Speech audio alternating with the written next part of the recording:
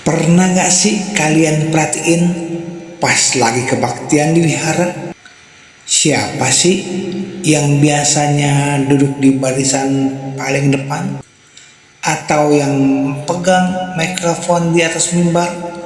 Pasti kalau nggak Romo Ramani atau pengurus senior yang wajahnya udah kita hafal banget dari zaman kita masih sekolah minggu.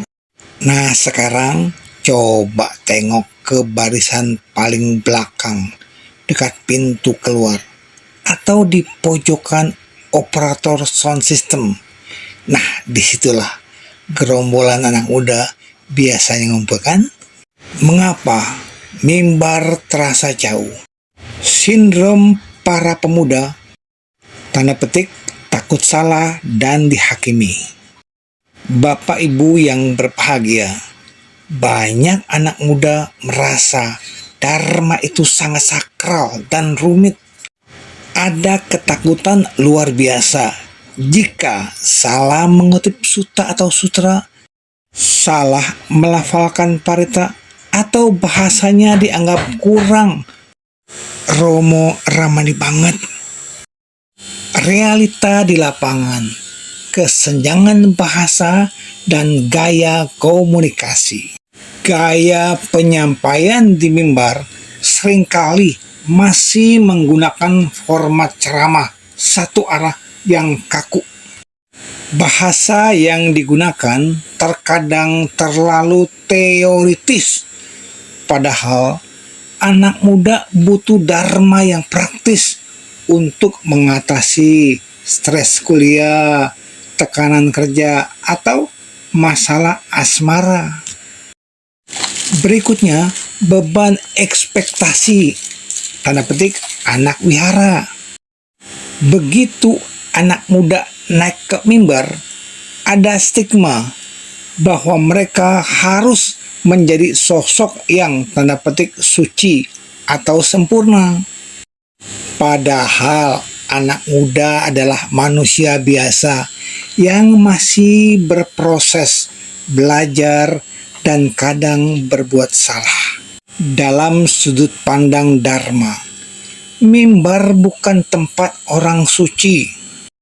Tujuannya adalah mengubah pola pikir atau mindset pemuda tentang esensi dari mimbar dan berbagi Dharma.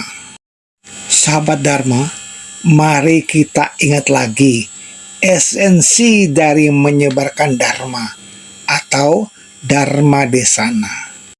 Di zaman Buddha Gautama, Dharma disebarkan lewat diskusi, obrolan di bawah pohon, dan tanya jawab yang santai.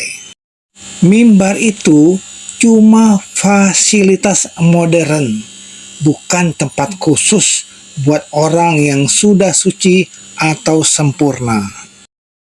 Mari kita refleksikan beberapa prinsip penting ini. Kalyanamita atau mitra yang baik. Berada di mimbar atau berbagi Dharma adalah cara kita menjadi sahabat spiritual bagi orang lain. Kita tidak sedang menceramahi, tapi sedang sharing proses belajar kita. Berikutnya adalah Dharma Dana, yaitu berdana Dharma. Buddha bersabda bahwa Sabba Dana Dhamma Danang Jinati. Pemberian Dharma mengalahkan segala bentuk pemberian. Anak muda yang berani sharing perspektifnya di mimbar sebenarnya sedang melakukan kebajikan tertinggi. Lalu, langkah solusi dan transformasi mimbar. Tujuannya adalah memberikan strategi konkret bagi pemuda maupun pengurus wihara agar mimbar menjadi tempat yang ramah.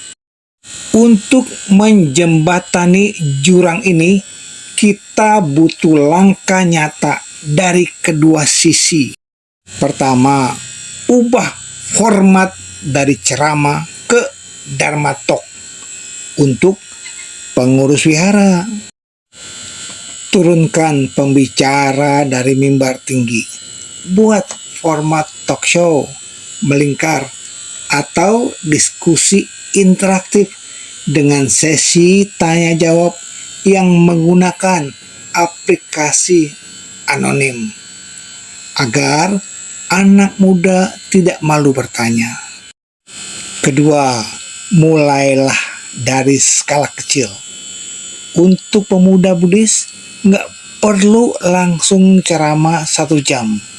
Mulailah dengan sharing Dharma 5 menit setelah kebaktian tentang 1 ayat Dhammapada yang mengubah cara pandangmu minggu ini.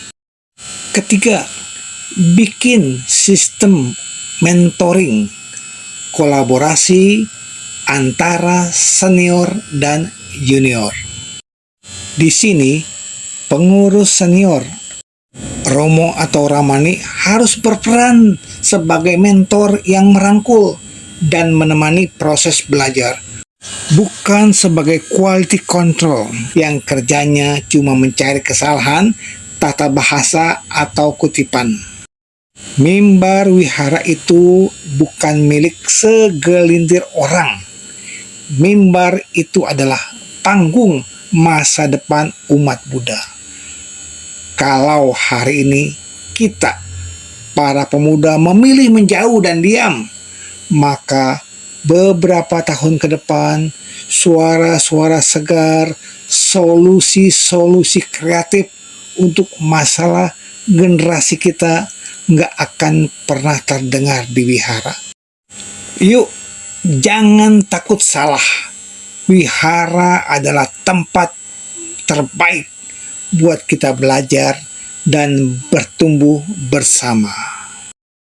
Semoga semua makhluk hidup berbahagia. Sadu, sadu, sadu.